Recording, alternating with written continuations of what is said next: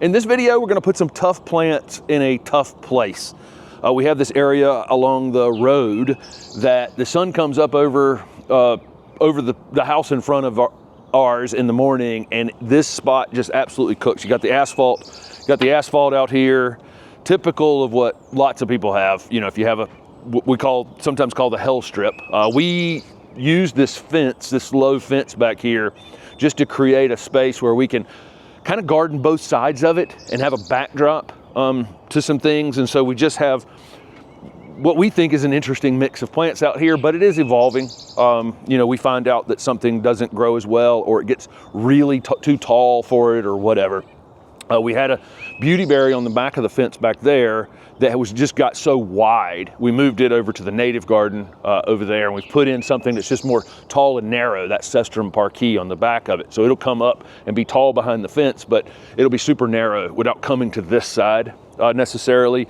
We're gonna be putting these nice and easy yucca in this morning. We have 3 others in the garden. If you were here for the open garden last year, you got to see them survive the winter without any problem.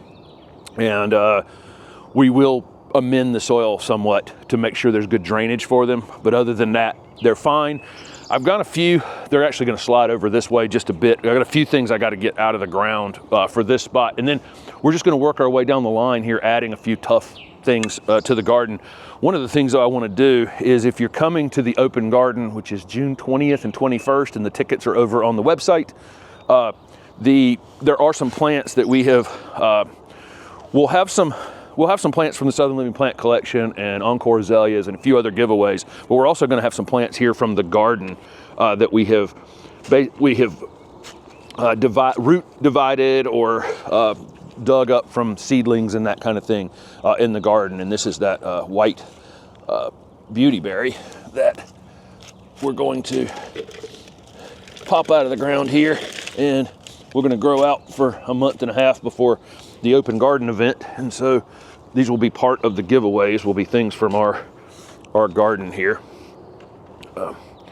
Make sure I didn't leave myself a lot of room to dig around that container, but that's plenty of roots on that.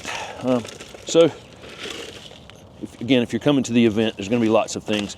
I'll get that potted a little bit better after I'm finished running my mouth this morning, but there you go, there's that. One thing I'm actually going to keep and move over to the native garden is we have some Echinacea purpurea that we did from seed years ago, just straight species, Echinacea. There are a lot of them out here. They've seeded themselves in, and now we can kind of decide each spring where the ones we want to keep or not keep in place out here. They're great, tough perennials that will tolerate this 15 hours of sunlight out here by the road and do great. But unfortunately, being a native perennial, they are able to seed themselves in, and we move the occasional one or eliminate the occasional one. And I got this big clump right here that has established itself that I'm gonna move over to the native garden. Not doing a whole lot of perennials in the native garden yet, but this clump is sturdy enough that I won't have any problem getting this one to transplant readily over there. I want to get up as much of it as I can. It's actually going to give me some room to add some expanded slate to help me with the drainage for these yucca.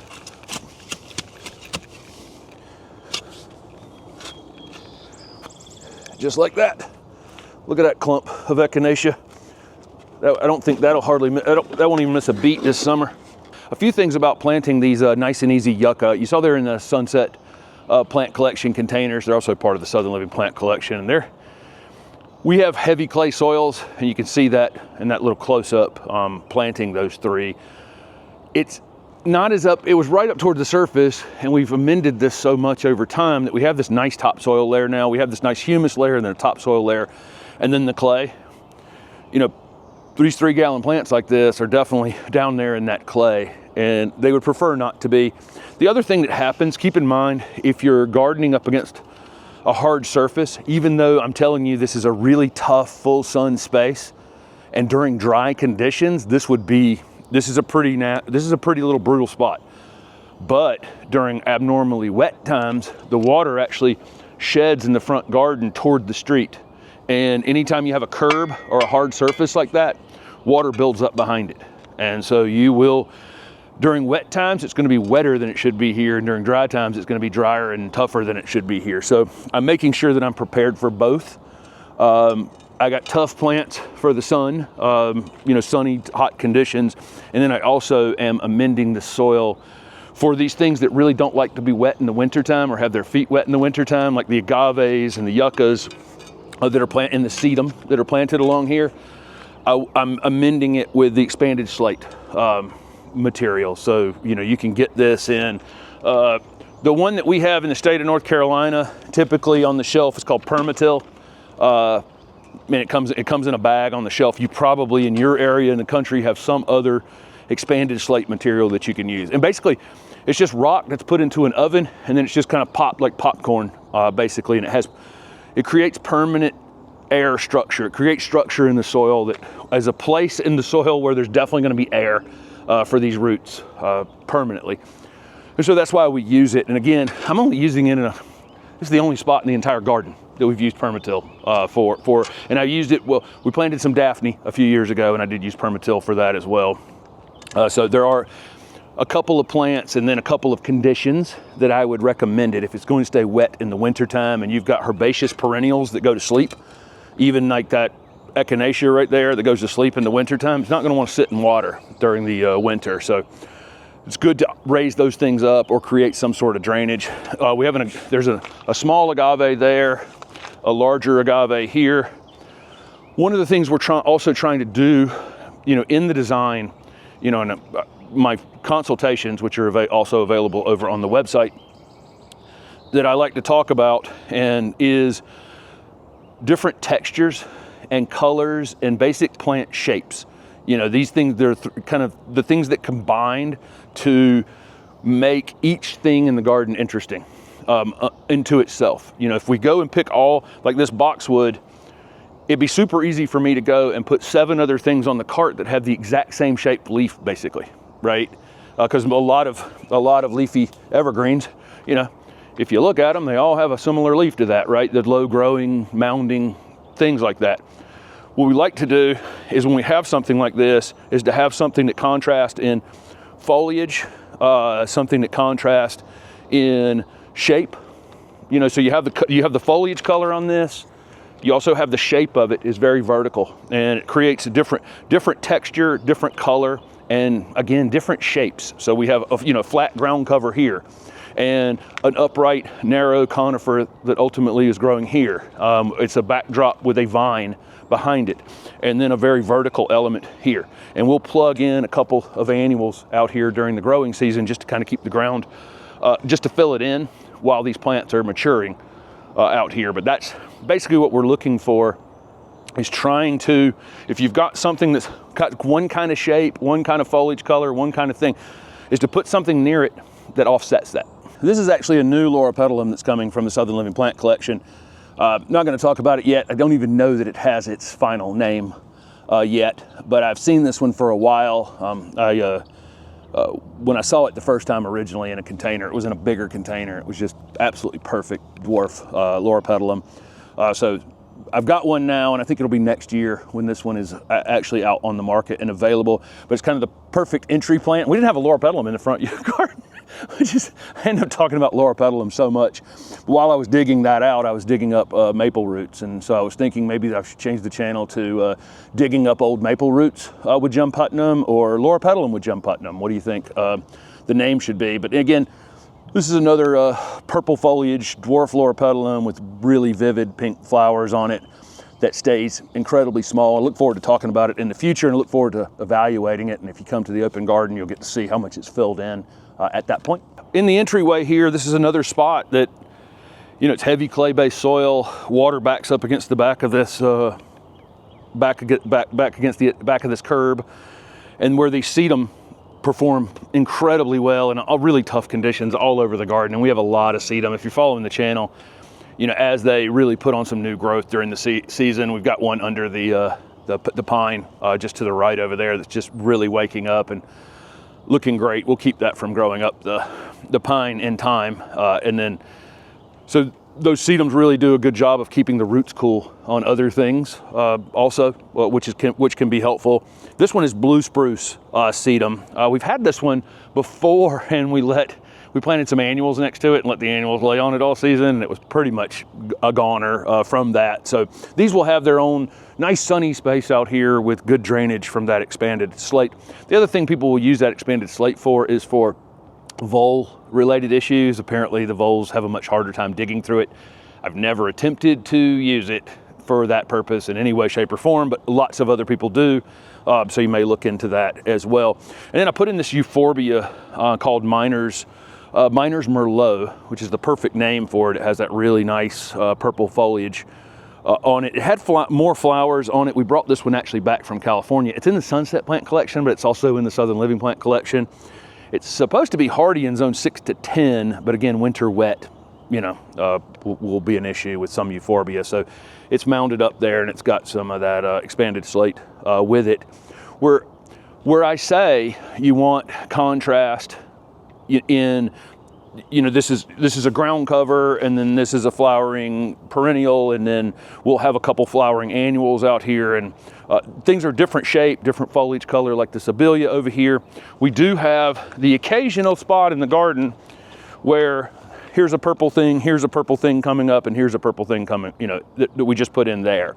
So this will kind of be tied together a bit, and we'll match the annuals to that, and then the contrasting things beyond that. So there is the occasional spot where some of those things are, where some of those colors do come together a little bit, and then we can use contrasting annual flowering color to contrast with it a bit. So one more thing.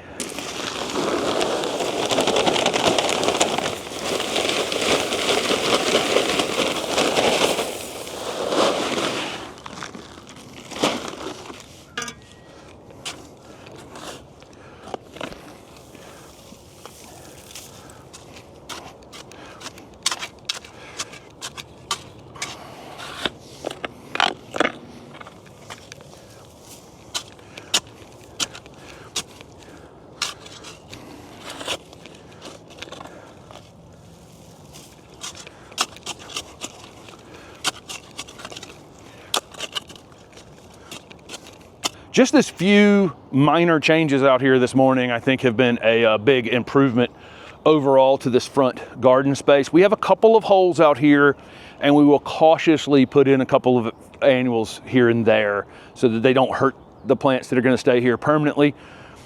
But I will say, a lot of times the original questions from this project when we started it was, how is everything growing so fast? I mean, when everything just kind of took off really quickly out here. Especially that back garden, which is more than a year older than the front garden project, really. A lot of it had to do with us planting kind of close together and or filling in with herbaceous perennials and annuals covering the roots a bit. Okay, so I don't want to damage anything here, but I also don't want it to necessarily just be the roots on these plants to be just cooked all summer long. So there's kind of a balance there where those annuals do a pretty good job of that, again, being cautious with it. But I think this is a good change this morning. The Dr. Rupel clematis is definitely showing off. Again, we're digging things up as we go. So if you're coming to the open garden on June 20th and 21st, there's going to be lots of giveaways during that, and lots of t-shirts available and all kinds of things going on for that. And we have a ton of stuff in that back garden back there that are going in the ground. So as this is the first video of a lot of planting videos that we're going to be doing and making changes to the garden. We want the garden to evolve over time. We've lost a couple plants this past year that we're replacing, and I almost looked at it as opportunity, really. I've grown 50,000 Miss Kim lilacs in my life, sold 50,000 Miss Kim lilacs in my life. I loved that Miss Kim lilac over there, but it being gone, I got a lot of experience with Miss Kim lilacs in my life. Having something else there that I've never got to observe and grow, it's actually kind of exciting for that to have happened. Really, I know that sounds weird, as beautiful of a plant as that was. But anyway, I think this is evolving nicely. We're not mulching this early spring, so as we get all the rest of these things in the ground, we're gonna need to mulch, because I'm disturbing soil like crazy. And anytime you're disturbing soil, it's best to plant as many things as you can get planted and get those jobs done before you mulch. You know, and that way you're putting a cap down, because I'm bringing up weed seeds that have been laying idle under this ground for all this time. They're immediately going to germinate. Soil temperature's perfect, sun, you know, springtime. Now the weed seeds are laying on top of the soil. So, you know, we got a lot of projects to do, 2 weeks worth of planting, probably as fast as we can possibly go. And then we need to put a mulch cap down on this quick, because otherwise we're going to lose control of what looks pretty good right now. It looks pretty good, but we can lose control pretty quickly. But I think this is starting to turn into something out here. We've got 3 pallets laying up the street. It doesn't look neat on the road because we got a bunch of plants in last week. The ones that you saw on the back path back there. Some of these things we put in the ground this morning came in these boxes. Got a neighbor coming to get these for his fire or some project he's working on. So those will disappear in the next day. Last but not least, I added this Mila pineapple. This pineapple's in the Southern Living Plant Collection, and it's also in the Sunset Plant Collection. These are really, I normally don't put house plants in the ground, and for us this is a winter time, got to come inside kind of plant. These are hardy in zone 10 to 11, but I really wanted to put this one in the ground for the season. It's right next to this variegated abelia, that Suntastic Peach, which is new plant last year. It should really fill in this summer. It'll be in full bloom. There'll be, I think, some white vinca going around this.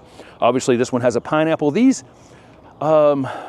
particular type of pineapple is edible, but I think it's really fibrous and has a lot of seed in it. It's more of a decorative type of thing. After you plant some of these strappy plants or grasses, there's a couple different techniques you can use planting these things. If you're planting large grasses, I would recommend that you tie them up and then you plant them, and then when you untie them, all the foliage falls back down and it won't be buried in the ground. This could be true with liriope or mondo grass or anything you're planting like that, because when you're planting them, it's really easy to bury the foliage in the ground. So with this, I really didn't feel like comfortable tying it up, but after I kick soil in, I'll go around and make sure that all of these pieces are not buried down in the ground.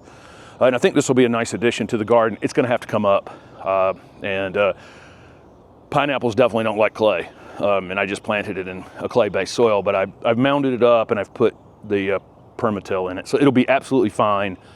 1st of November, you know, late October, we'll dig it up, put it in a pot, bring it in the house. And it's got an offset on it as well, meaning it's got new growth coming off the side of it that will allow us to divide this in the future as well and get some additional plants out of it. You see that? Those will have the pineapples next year. I think it takes about 10 months or so typically before you'll see a pineapple. But if I divide those off as I'm taking them out of the ground in the fall, I'll divide those into some containers. Really cool plant right there. That Mila pineapple, I've seen it several times in displays. It's worth it as an annual, in a container outside for the season, but really you can just come in the winter. It needs to be warm through the winter time. I will tell you that even your house at 72 degrees is almost cool for this plant. These things like 80 degrees, like all the time, kind of a plant. And they like a little bit of humidity, which can be a little tough on the indoors. So the least amount of time you can bring it in, the best, or if you have some sort of room that will allow you to mist it or something like that during the winter time. There you go. A big change to the front area. This is really the toughest space that we have in the garden. It is truly full sun, and just about now, I'm running my mouth, it is 8. There's 3 oaks on the other side of the street. It's 8:08 in the morning. We're about 15 minutes from that sun being over that tree over there, and this being off of this asphalt onto these plants until 4 in the afternoon. A really, really hot condition with the asphalt sitting next to it. So we're picking plants for that. For the most part, there's a couple things in here that are kind of delicate, including the pine, the green penguin pine on the corner. But that's why we have the sedum planted around it, so that the sedum keeps those roots a little bit cooler. So there you go. This is the first of many in a row videos that you'll see redoing this garden a little bit from what it has been over the last few years, trying to add some additional interest to it and showing off some plants we've never shown off before. Thanks for watching.